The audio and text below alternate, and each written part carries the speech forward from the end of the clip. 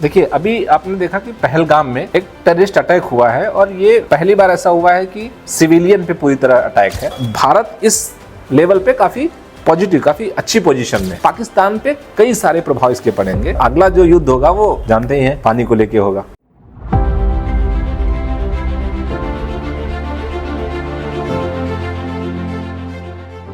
देखिए, अभी आपने देखा कि पहलगाम में एक टेररिस्ट अटैक हुआ है और ये पहली बार ऐसा हुआ है कि सिविलियन पे पूरी तरह अटैक है। और ये बहुत बड़ा मैसेज भी है। मैसेज इस बात का है कि वो सिविलियंस में एक डिस्प्यूट पैदा करने की कोशिश है पाकिस्तान की। इसको लॉजिकली समझना पड़ेगा। फिलहाल देखते हैं कि अभी तक एक्शन कौन कौन से लिए गए हैं। जो भारत ने लिए हैं एक्शन, वो कौन से लिए हैं। तो एक एक्शन भारत ने लिया है, जो हमारा सिंधु जल समझौता था, सिंधु इंडस वाटर ट्रीटी थी, उसको सस्पेंड करने की बात कही गई है। सस्पेंड करने का मतलब पूरी तरह उसको बंद नहीं किया है, बट कुछ दिनों के लिए उसको सस्पेंड किया है। यानी कि अगर ज़रूरत पड़ेगी, सब चीज़ें फिर से नॉर्मल होंगी, तो वो ट्रीटी फिर से शुरू हो सकती है। अब इस ट्रीटी को हम पहले समझ लेते हैं।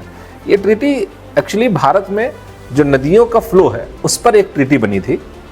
ये विभाजन के बाद ही बनी थी और उसमें 6 नदियाँ मेनली हैं, जो शुरू ऊपर की यानी नॉर्थ साइड की सबसे पहले जो 3 नदियाँ हैं, सिंधु, झेलम और चिनाब, इन 3 नदियों का पानी जो कि 80% वॉल्यूम में है लगभग, ये यूज़ करता है पाकिस्तान। बाकी जो 3 नदियां बसती हैं, रावी, ब्यास और सतलज, इनका पानी यूज़ करता है भारत।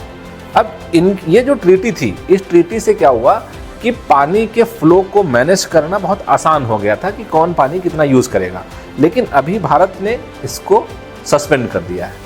और उसको सस्पेंड करने से बहुत लोग ऐसा ये लगा रहे हैं कि जो पाकिस्तान है, पाकिस्तान ने खुद बोला है, बहुत बार आपने आर्मी के स्टेटमेंट्स देखे होंगे कि इसको हम एक्ट ऑफ वॉर समझेंगे।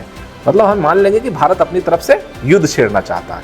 तो पहली बात इसको क्लियर रही है कि ये एक्ट ऑफ वॉर क्यों नहीं हो सकता है, क्योंकि ये वर्ल्ड बैंक ने इसकी मध्यस्थता की थी। जो इंडस वाटर ट्रीटी थी, इसकी मध्यस्थता की थी वर्ल्ड बैंक ने। वर्ल्ड बैंक कोई लीगल एंटिटी इतनी बड़ी नहीं है कि इलीगल हो जाएगा इस समझौते से बाहर आना। बहुत सारी ट्रीटी बनती हैं, समय के हिसाब से वो ट्रीटी बंद भी की जाती है, रद्द भी की जाती है, चेंज भी की जाती हैं।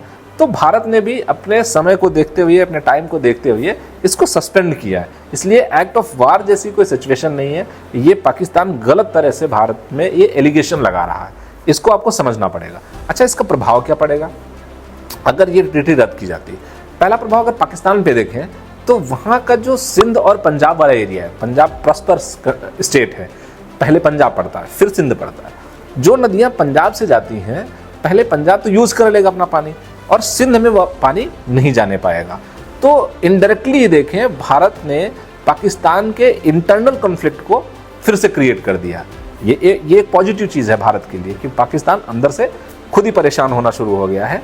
और इससे और क्या होगा कि वहाँ का जो एग्रीकल्चर है वो डिस्टर्ब होगा। वहाँ बहुत सारे हाइड्रो इलेक्ट्रिक पावर प्रोजेक्ट्स वहाँ पे लगे हुए हैं इन तीनों नदियों पे। तो वहाँ की इलेक्ट्रिसिटी बहुत, उसका जो मैन्युफैक्चरिंग है वो बहुत डिस्टर्ब होना शुरू हो जाएगी। और जो इंडस्ट्री इसके बेस पे बनी हुई है वो भी डिस्टर्ब होंगी। पाकिस्तान पे कई सारे प्रभाव इसके पड़ेंगे और भारत इस लेवल पे काफ़ी पॉजिटिव, काफ़ी अच्छी पोजीशन में है। और अगर ये सब कुछ अच्छा रहा तब तो ठीक है, अदरवाइज ये तब तक के लिए सस्पेंड कर दी गई।